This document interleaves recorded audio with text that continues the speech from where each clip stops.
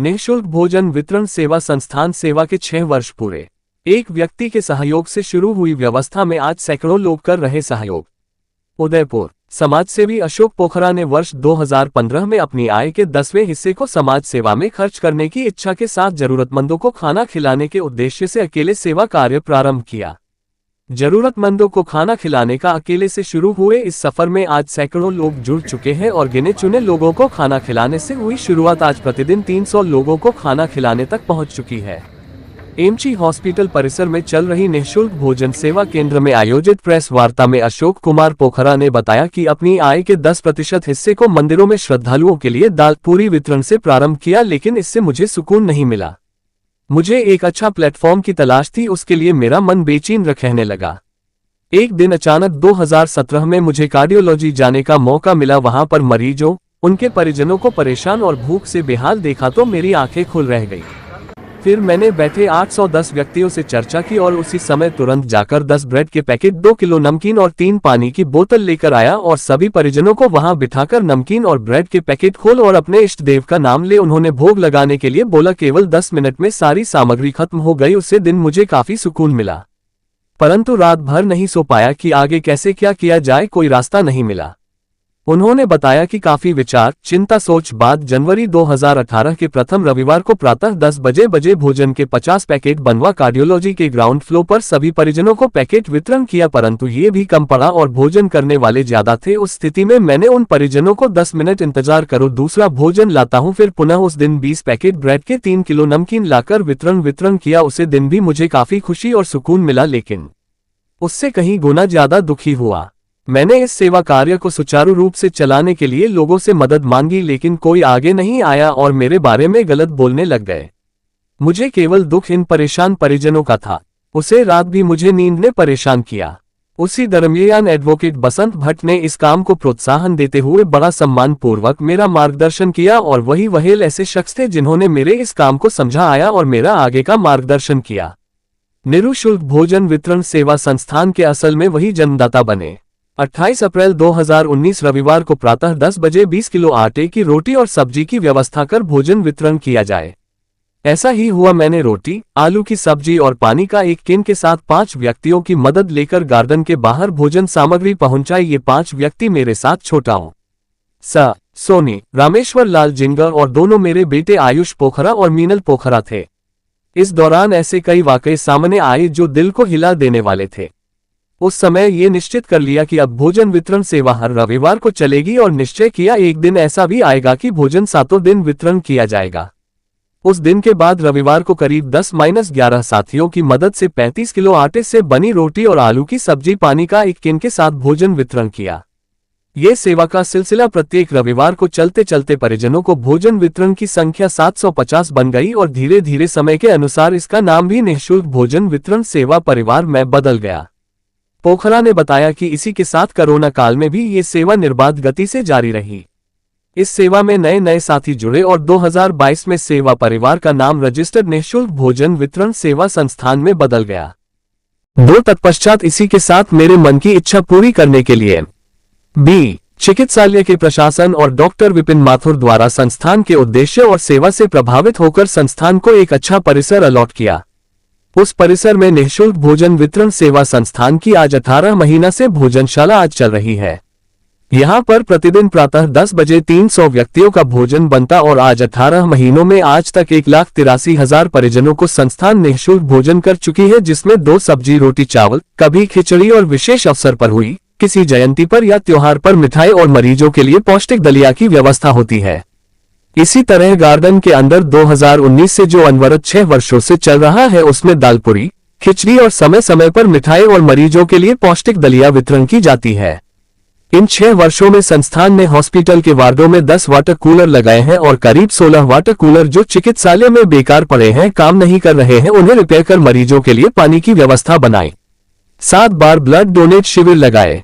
इस अवसर पर RNT मेडिकल कॉलेज के प्राचार्य डॉक्टर विपिन माथुर ने कहा कि संस्थान द्वारा महाराणा भूपाल चिकित्सालय के लिए कमान बढ़ाते हुए पिछले 6 वर्षों से चिकित्सालय परिसर में किए जा रहे निःशुल्क भोजन वितरण सेवा से हजारों लोग लाभान्वित हो रहे हैं। यह मेरे लिए एवं महाराणा भूपाल चिकित्सालय के लिए बड़े भी गर्व की बात है। संस्थान सेवा में किसी भी तरह का जातिवाद, छोटे बड़े का कोई भेदभाव नहीं है। सबको समान रूप से सेवा दी जाती है। यह ऐसी सेवा है जिससे मन को सुकून मिलता है। संस्थान के सभी सदस्यों एवं पदाधिकारी, संस्थापक अशोक जी, साथ में रुचिका चौधरी, अशोक परिहार, बसंत भट्ट, केदारनाथ दाधीच, राजकुमार सचदेव, महावीर नागदा, अशोक पालीवाल, राकेश चौधरी, शंकर जी तेजवानी, भागवत मेहता, जुल्फिकार अली पीपावाला, सभी संस्थान के उद्देश्यों के साथ लगे हुए हैं। जिस व्यक्ति को सुकून मिलता है वह व्यक्ति सबसे अमीर होता है। इस अवसर पर संस्थान के सभी सेवा साथी सदस्य उपस्थित थे। संरक्षक रुचिका चौधरी, संस्थापक संरक्षक अशोक कुमार पोखरा, एडवोकेट बसंत भट्ट, प्रदेश अध्यक्ष केदारनाथ दाधीच, अध्यक्ष जिला अध्यक्ष राजकुमार सचदेव, महासचिव महावीर नागदा, जिला सचिव एडवोकेट अशोक पालीवाल, संचालक डायरेक्टर सलाहकार पंप शरदेदु शेखर व्यास, भूतपूर्व अध्यक्ष सौरभ जैन, राकेश चौधरी के साथ मदनलाल चुंडावत, प्रहलाद सेन, सुनील सेन, हरिओम सेन, राजेंद्र नारायण, आमेटा, गोविंद लाल शर्मा, ब्रिजमोहन वशिष्ठ, घनश्याम माली, पिंटू चौधरी, योगेश कुमावत, गायत्री कुंवर, नेहा, रमेश पालीवाल, विनीत तलेसरा, दिनेश अरोड़ा, अनिल भावसार, हेमंत दसरा के साथ कई गणमान्य लोग मौजूद रहे।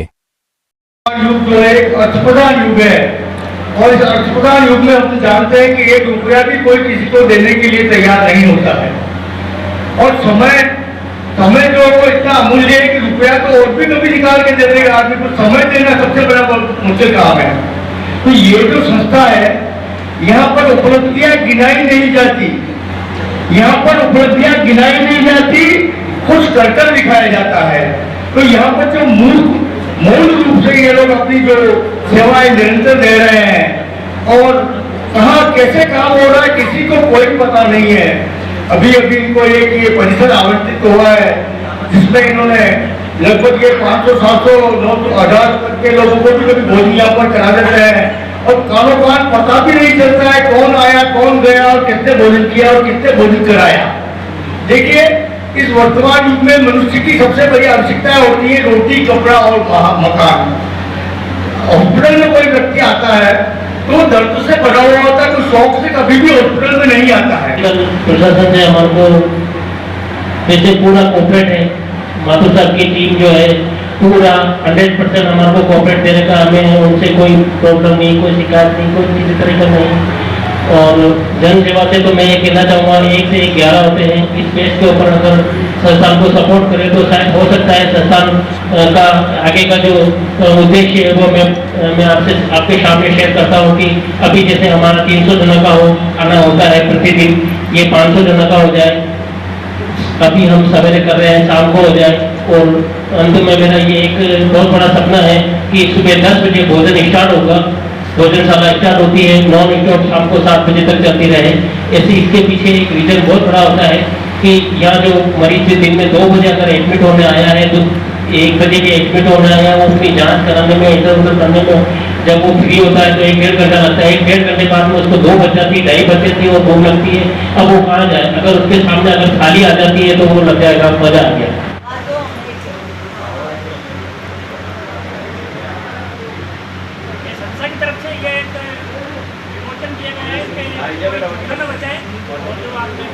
पल पल में कठिनाई है। संस्थान जो है संघर्ष के साथ में चलती हुई आ रही है और संघर्ष तो उसको जीवन में है ही।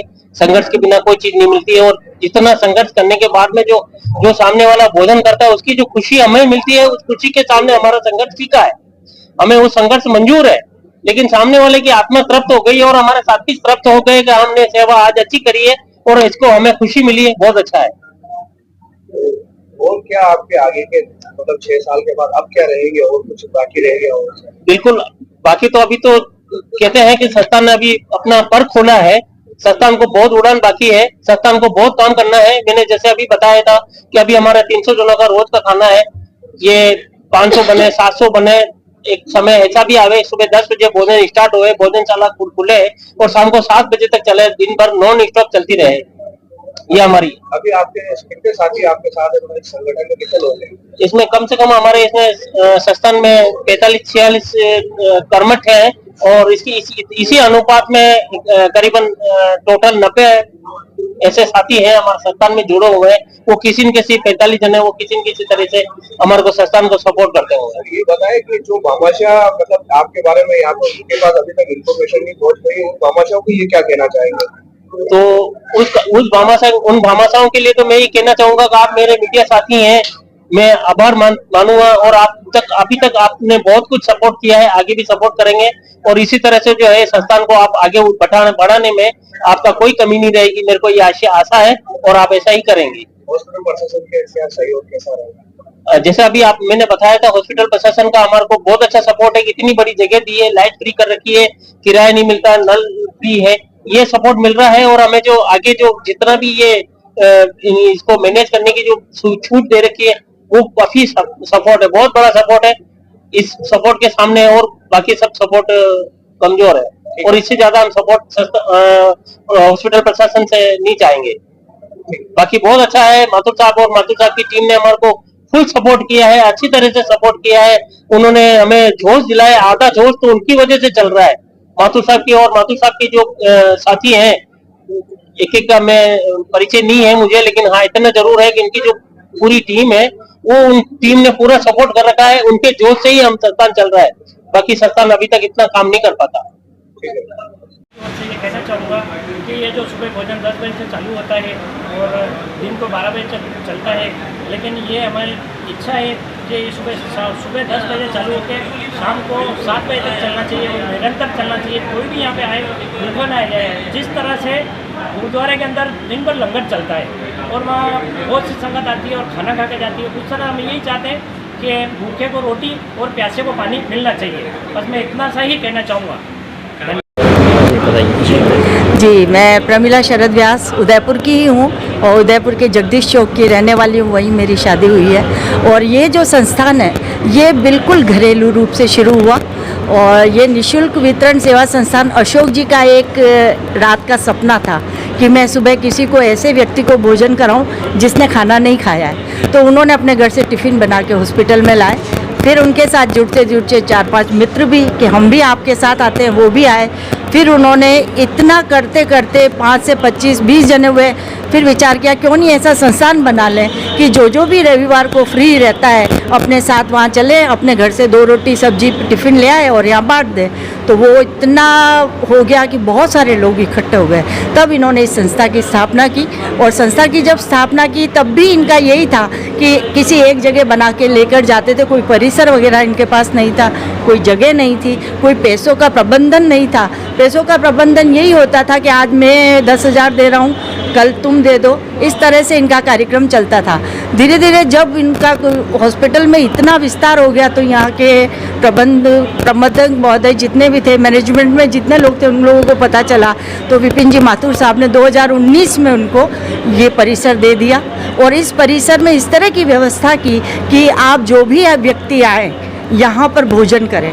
भोजन करने के बाद ऐसे व्यक्ति को भी आमंत्रित किया जो आपको परोस है। भोजन करने का मतलब ये नहीं कि तपीले में से लेके खा लेगा, उसको पत्तल देने होंगे, पानी देना होगा, परोसना होगा।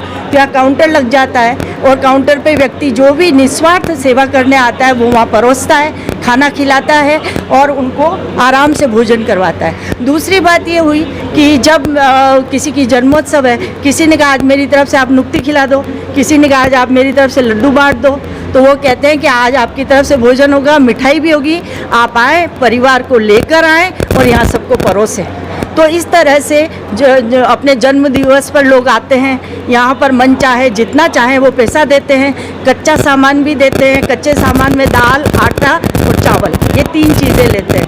बाकी चीज़ें क्या, घी, तेल, मसाले, वो उनकी शुद्धता की रहती है, अपने हिसाब से पिसवाते हैं, अपने हिसाब से ला के यहाँ पे भर के रखते हैं। तो वो अनाज भी लेते हैं और पैसे भी लेते हैं, और ऐसे नवयुवकों को आमंत्रित करते हैं जो नवयुवक सड़कों पे घूम रहे हैं, वो आके यहाँ पे परोसें, सबको परोसे, खुद भी खाएं और सेवा दें। तो वो ऐसी सेवा के लिए भी लोगों को बुलाते हैं। उनकी मंशा ये भी रहती है कि मैं चाहता हूँ कि व्यक्ति सिर्फ अपने जन्म दिवस ना मनाए, व्यक्ति अपने सिर्फ एनिवर्सरी वगैरह ना मनाए, व्यक्ति ये भी करे कि उसके कोई पितृगण चले गए हैं, उनकी कोई तिथि आती है, श्राद्ध कर्म होता है, तब भी आप आके यहाँ निस्वार्थ तरीके से भोजन कराओ। तब व्यक्ति आते हैं और अपने पितरियों को भी भोजन करवाने के यहाँ पे सदृश्य देखते हैं। जब वो तड़पते हुए बच्चे, छोटे छोटे बच्चे दाल चावल खाते हैं तो उनको लगता है हमारे पितरी को ज़रूर पहुँच रहा होगा। तो ये भावना पोखरा जी की है।